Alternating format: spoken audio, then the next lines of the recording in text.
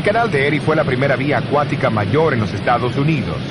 Al ser inaugurado en 1825, cruzaba el estado de Nueva York desde el oeste en Buffalo, cerca de las cataratas de Niágara, hasta el este en el río Hudson en Albany.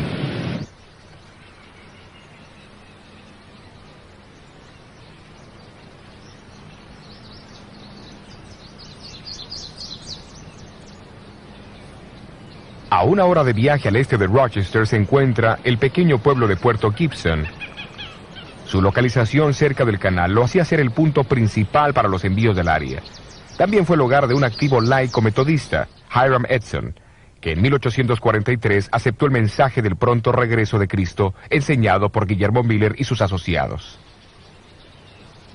Decenas de miles de otros en los Estados Unidos, seguidores de Miller de Puerto Gibson, esperaron fervorosamente por el día 22 de octubre de 1844, puesto que en ese día ellos creían que el Señor vendría, para cumplir con la profecía de los 2300 años de Daniel 8:14.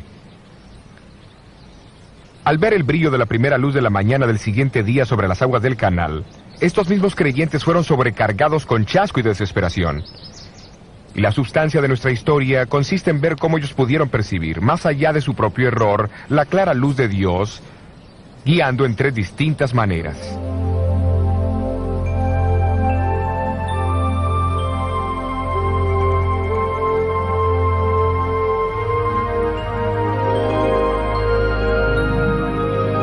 Fueron muchos los creyentes adventistas que se reunieron en la finca de Hiram Edson el 22 de octubre de 1844. Estudios han demostrado que esta fue su casa, a pesar que habitaciones han sido añadidas en ambos lados desde que Edson vivió aquí.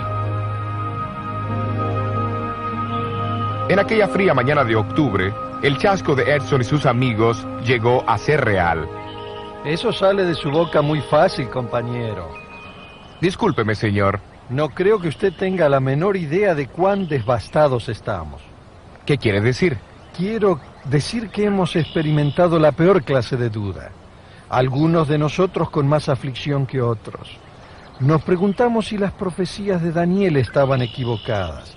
Nos preguntamos si tal vez la Biblia era una mentira. Y algunos de nosotros hasta nos preguntamos si todavía existía un Dios en el cielo. Fuimos al granero allí atrás y oramos. Y después de reexaminar nuestra fe, decidimos que tendría que haber una respuesta a nuestro dilema. ¿Y cuál es? Bueno, después de desayunar, yo sugerí al joven Owen Crozier para que fuésemos a visitar a algunos de nuestros vecinos de aquí del área y ver si podíamos confortarlos un poco. No estoy seguro si fue por miedo a nuestros vecinos burlones, pero de todas formas salimos por el maizal. Todo este maíz. Estábamos tan seguros de la segunda venida de Cristo que dejé toda la cosecha parada en el campo. Tome una mazorca de la mejor de Nueva York. Gracias. De nada. ¿Sabe? Mientras caminábamos esa mañana y repasaba en mi mente los eventos de las 24 horas anteriores, de repente paré y miré hacia el cielo. Y pareció como si los cielos se abrían y por mi mente destelló el santuario. ¿Sabe? Nosotros los milleristas hemos predicado sobre el texto hasta 2300 días y el santuario será purificado. Y pensamos que ese santuario era la tierra. Bueno, más tarde reconocimos que la Biblia enseña que también hay un santuario en el cielo y que Cristo se mudó como el primer sacerdote en el día de la expiación, del lugar santo al lugar santísimo, el 22 de octubre de 1844. El Señor tenía un trabajo que llevar a cabo en el cielo antes de regresar a esta tierra. Ahí fue que el hermano Miller cometió su error. El Señor fue bueno. Él había oído nuestra oración. Bueno, hasta luego, compañero. Hasta luego.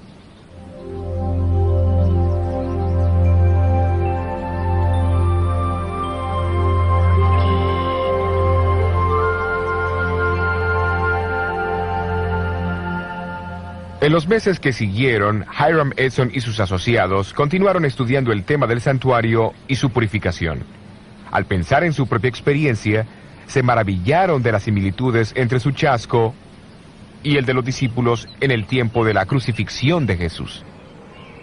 Finalmente, Edson convenció a su amigo Crozier para que publicase sus hallazgos en una edición especial del periódico seguidor de Miller, La Estrella del Día, el día 7 de febrero de 1846.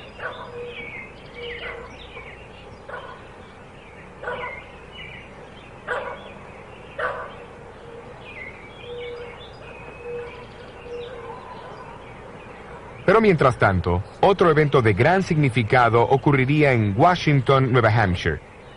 2 años antes, en 1844, una señora bautista del séptimo día había compartido su convicción, afirmando que debía observarse el séptimo día de la semana como el día de descanso.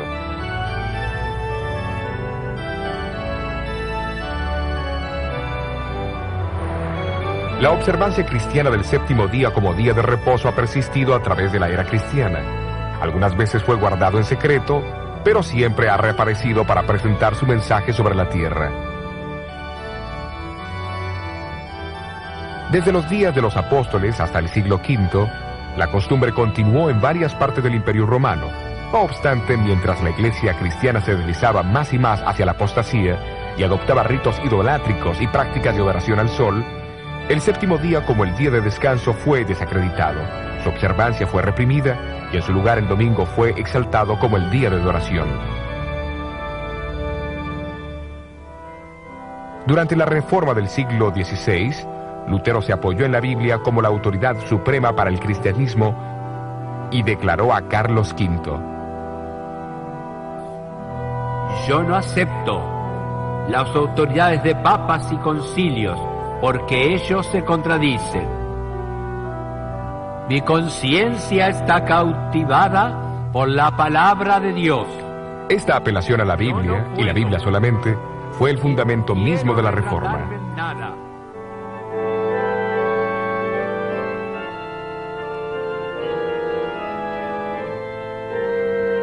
Mientras la Reforma continuaba, surgió un diálogo en la Iglesia con respecto al tema del domingo y el sábado.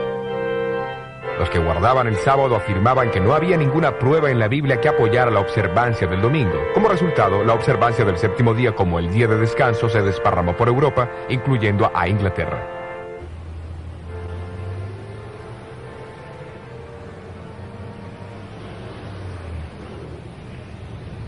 Allí las discusiones sobre el día de descanso llegaron a ser el centro de controversia entre los puritanos a través del siglo XVII.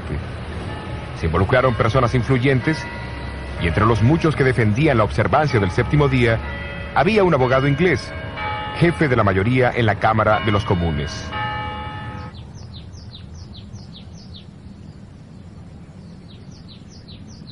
A mediados de 1660, había muchas congregaciones en Inglaterra que guardaban el séptimo día.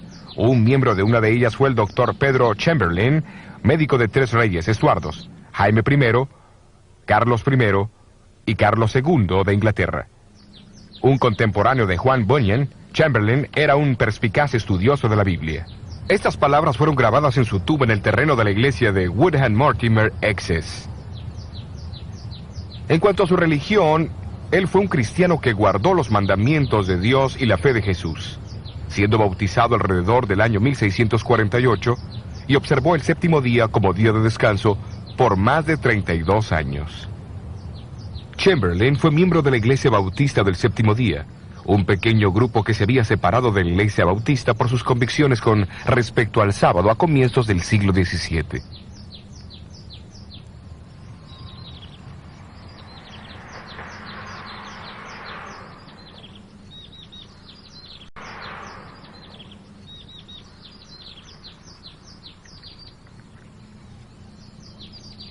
En 1664, Stephen Mumford, un bautista inglés del séptimo día, emigró hacia el Nuevo Mundo. En 1671 organizó la primera iglesia bautista del séptimo día en América, en Newport, Rhode Island. Durante los próximos 170 años, su influencia se extendió por toda América. Hasta 1843, los bautistas del séptimo día eran alrededor de 5.500. En ese año, la Asociación General Bautista votó una resolución muy significativa: que el primer día del próximo noviembre sea guardado por nuestras iglesias como un día de ayuno y oración, para que el Dios Todopoderoso intervenga y reivindique su santo sábado. Muy poco anticipaban ellos la manera o la magnitud de la respuesta a su oración. Unos meses después de ese día de oración, una viuda bautista del séptimo día, la señora Raquel Oakes, decidió mudarse a la pequeña villa de Washington, Nueva Hampshire. Su hija de 18 años, Delight, había aceptado allí una posición como maestra de escuela. Al entrar hoy al pueblo de Washington, el cartel a la orilla del camino dice: aquí nació la iglesia adventista del séptimo día. ¿Qué pasó aquí para dar origen a tal título?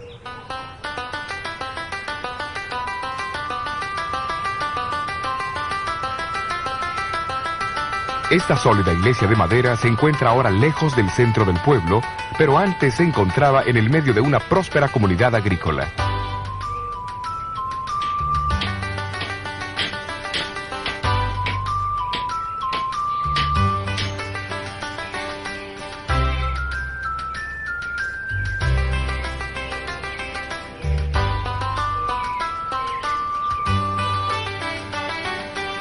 En 1844, Frederick Wheeler era el pastor metodista de esta iglesia.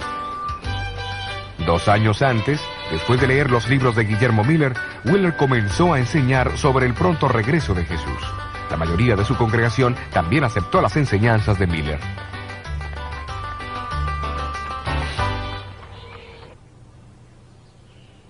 Un domingo por la mañana, Wheeler se encontraba detrás de este púlpito de la iglesia de Nueva Hampshire en el servicio de la Cena del Señor.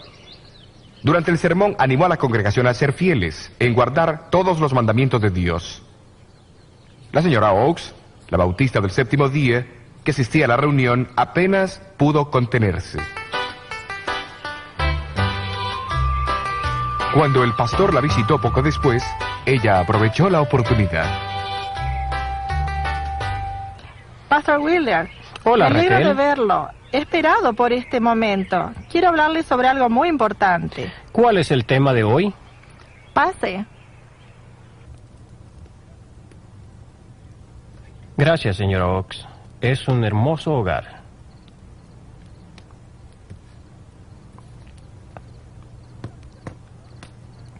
El culto del domingo, Reverend Wheeler, usted dijo que cualquiera que reconozca a Cristo debe obedecer todos los mandamientos de Dios.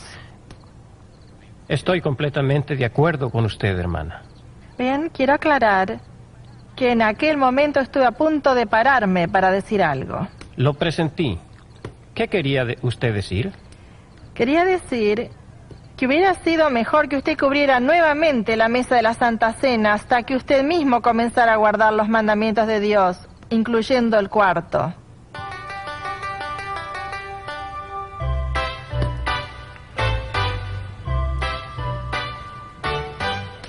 Y así Frederick Wheeler conoció la verdad sobre el sábado. Poco después él guardó su primer sábado. Predicó un sermón alusivo al sábado, y así llegó a ser el primer ministro adventista que guardó el séptimo día. No mucho tiempo después del gran chasco, Guillermo Farnsworth, que en ese entonces estaba llegando a los 40 años, se levantó de la banca de la familia Farnsworth durante el culto y también declaró su intención de guardar el sábado. Luego lo siguió su hermano menor, Cyrus, que tenía sus 20 años de edad, su propia esposa, su padre y otros. Viéndose forzados a abandonar su congregación, estos primeros guardadores del sábado se reunían en la espaciosa casa de los Farnsworth, no muy lejos de allí. No fue hasta años más tarde que adquirieron en propiedad esta iglesia. Contiguo a la iglesia se encuentra el cementerio donde yacen muchos de estos primeros guardadores del séptimo día, sábado.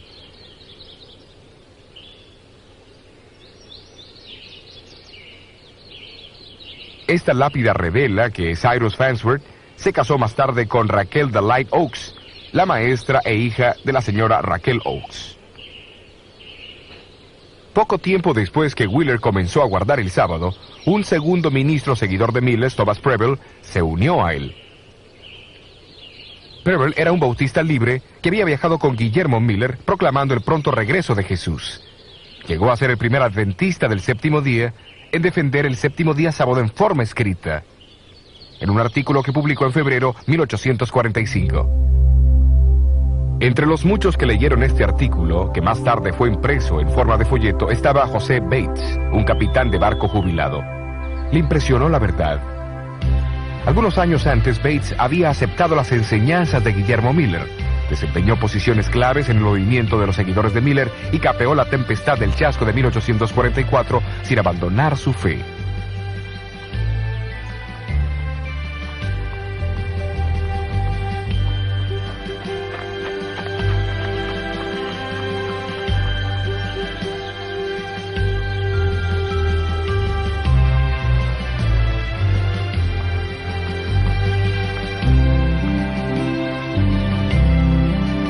Al oír sobre el grupo que guardaba el sábado en Washington, viajó hacia allá, pero en el camino se encontró con Frederick Wheeler en su hacienda de Hillsborough.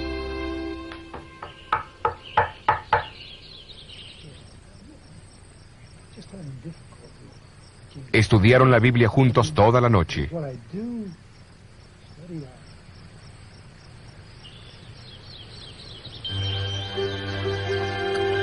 A la mañana siguiente, ambos siguieron hacia Washington a la casa de Cyrus Farnsworth.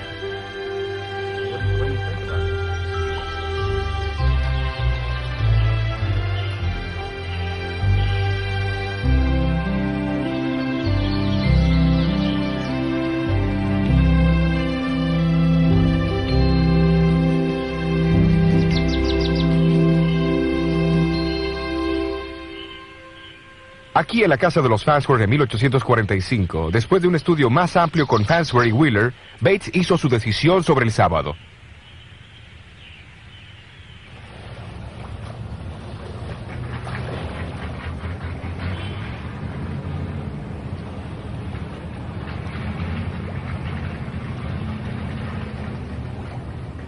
Al regresar Bates a su casa, estaba cruzando el puente entre Fairhaven y Nueva Bedford, Massachusetts. Hoy solo resta el acceso al puente. En el puente, Bates se encontró con un viejo amigo, Jaime Madison Monroe Hall, que le preguntó: ¿qué hay de nuevo, Capitán Bates? La nueva es que el séptimo día es el sábado del Señor nuestro Dios. Y Bates dedicó el resto de su vida a la proclamación de esta nueva. En agosto de 1846, Bates publicó su propio folleto, El séptimo día sábado, una señal perpetua.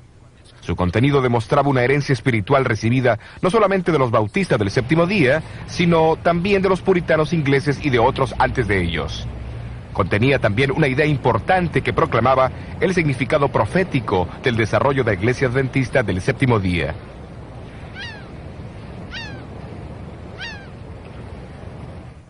Después que Bates empezó a guardar el sábado, notó algo que los seguidores de Miller habían pasado por alto.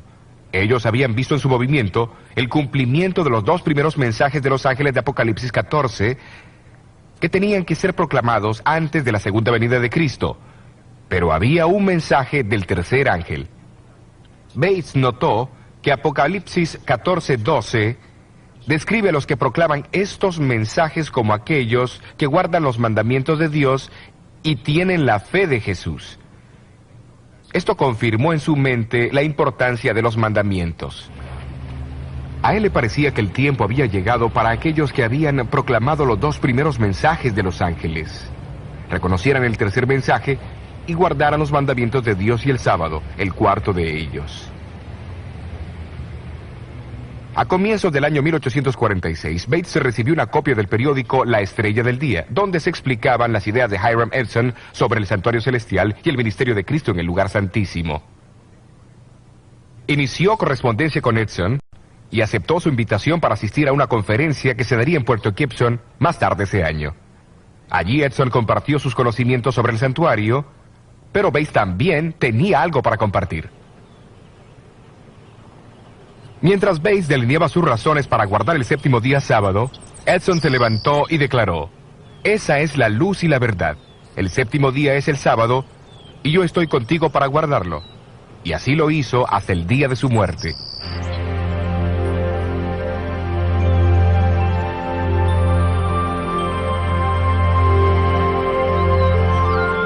Pero la conversación que tuvo con los líderes de Puerto Gibson, Bates también comenzó a ver una conexión entre el sábado y el ministerio de Cristo en el lugar santísimo del santuario celestial.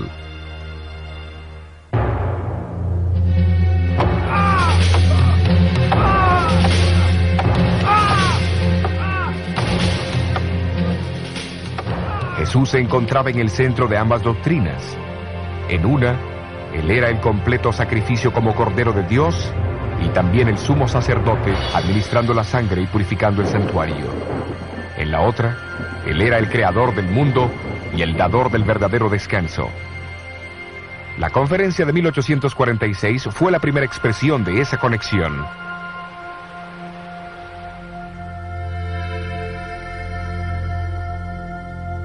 En esta conferencia, Bates escuchó con gran interés las ideas de Edson sobre el santuario celestial.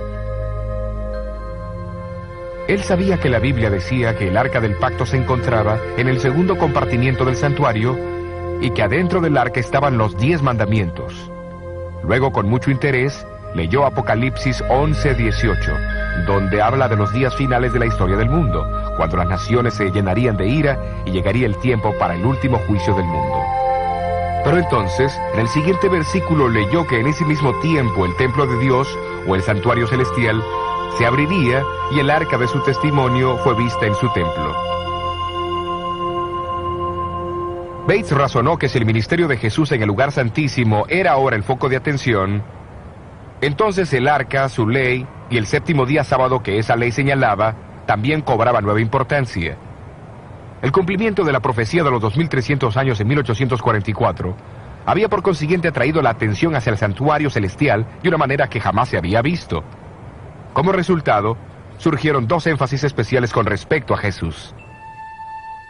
Primero, Él estaba ahora encargado de su trabajo final como sumo sacerdote en el santísimo ministerio de ese santuario. Segundo, Él era el Señor del día sábado y nos ordena guardarlo como Él mismo lo observó, como nuestro divino ejemplo. Pero habría una tercera señal distintiva asociada con la gran proclamación final del Evangelio de Dios. La misma también tendría que ser parte de Jesús, pues en Apocalipsis 12:17 se le identifica como el testimonio de Jesús. ¿Pero qué significa esto?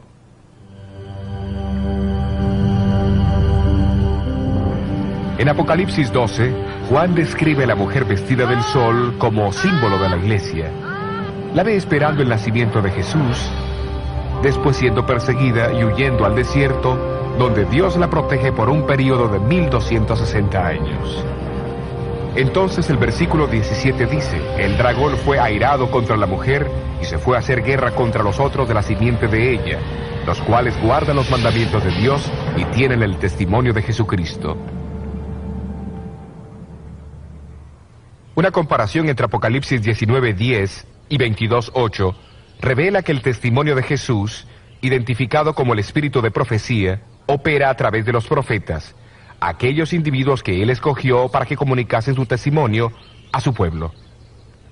El profeta Joel del Antiguo Testamento dice, y será que después de esto derramaré mi espíritu sobre toda carne, y profetizarán vuestros hijos y vuestras hijas, vuestros viejos soñarán sueños, y vuestros mancebos verán visiones. Y aún también sobre los siervos y sobre las siervas derramaré mi espíritu en aquellos días. El contexto de estos versículos señala hacia el cumplimiento final en los días anteriores a la llegada del gran y terrible día del Señor. El siglo XIX revela varios cumplimientos impresionantes de esta predicción.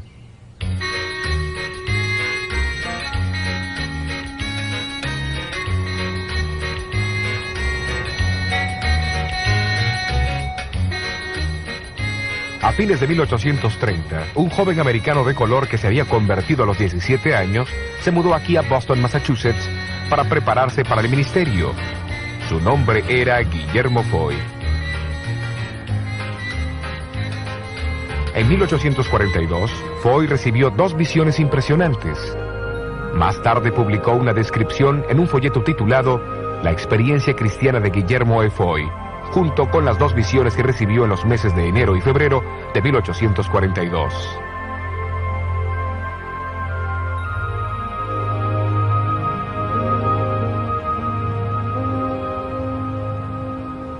El martes de noche, en enero 18 de 1842, Foy, de 23 años de edad, se reunió con un grupo de cristianos para orar y estudiar la Biblia en Beacon Hill, Boston. Durante la reunión, recibió la primera de 4 visiones. Duró por 2 horas y media, durante las cuales el Dr. Cummings lo examinó. Y citó sus palabras: no hay ningún indicio de vida, con excepción en el área del corazón. En su visión, Foy presenció la recompensa dada a los justos en la segunda venida y le fue mostrada la incomparable belleza del cielo. Él vaciló en compartir sus visiones, pues sabía del prejuicio que existía en contra de los negros. Pero menos de 3 semanas más tarde, tuvo otra visión mientras se encontraba en una iglesia llena de gente. Esta visión, que duró 12 horas y media, reveló las escenas del gran día del juicio. Es con una profunda tristeza que debo juzgar tu vida en este momento. Siendo niño, fuiste afortunado de tener padres que temían y amaban a Dios. Mientras las escenas pasaban por su mente, él vio que ni la profesión, ni la política, ni la posición pueden salvar. Solamente una relación con Cristo.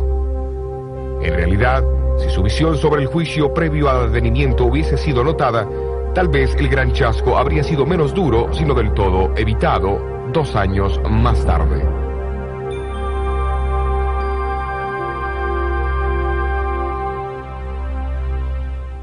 Foy fue encomendado a contar a otros lo que él había visto, y durante los meses que siguieron predicó intensamente, creando gran sensación donde quiera que fue. Vastas multitudes lo escucharon contar lo que él había visto sobre la patria celestial y la necesidad de prepararse. Parece que recibió 2 visiones más, incluyendo una que mostraba 3 peldaños hacia la ciudad santa, la cual no entendió. Porque se levantará nación contra nación y reino contra reino, y habrá pestilencias y hambre. Guillermo Foy no recibió ninguna otra visión después del chasco. Sin embargo, mantuvo su esperanza en la segunda venida de Cristo. Continuó su vida como un pastor apreciado y querido, en pequeñas comunidades rurales hasta finalmente establecerse en Sullivan del Este, Maine. Y será predicado este evangelio del reino en todo el mundo, por testimonio a todos los gentiles. Allí falleció en noviembre de 1893 y fue sepultado aquí en el cementerio de Birch Tree.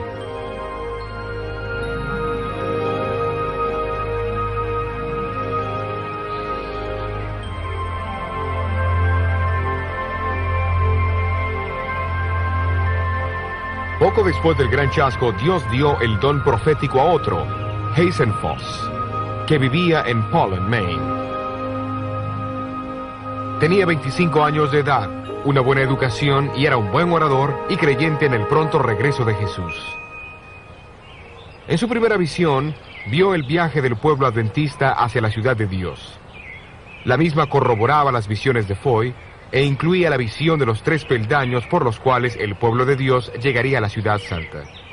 Después del chasco, le fue dicho que compartiera lo que había visto, pero temiendo la oposición, Foss se negó.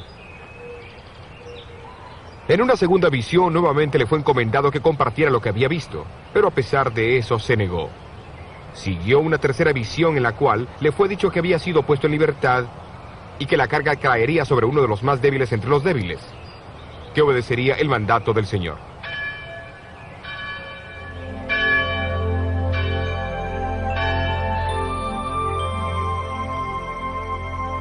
Unas semanas más tarde, Foss se paró del lado de afuera de una pequeña capilla para escuchar una historia milagrosa. Le pidieron que entrara a la reunión, pero él se negó. El maná, las almendras, los higos, las granadas y las uvas y el otro fruto. Le pedí a Jesús que me dejara comer de ellos, y él dijo, ahora no. Aquellos que comen de este fruto no regresan a la tierra. Tú debes regresar y contar a otros lo que Dios te ha revelado. Entonces un ángel me trajo rápidamente de vuelta.